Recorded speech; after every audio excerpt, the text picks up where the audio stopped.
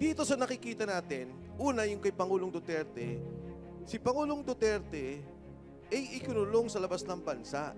Imbis na dito litisin sa Pilipinas, dito nila kasuhan, inilabas nila ng ating bansa.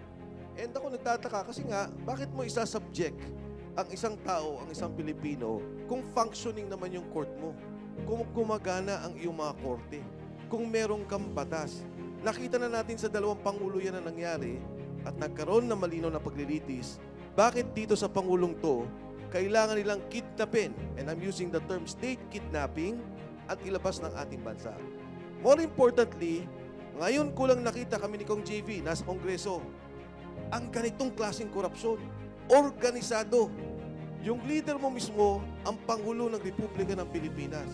Yung henchman niya o yung bataan niya, ang Speaker ng ating House of Representatives o si Speaker Martin Romualdez.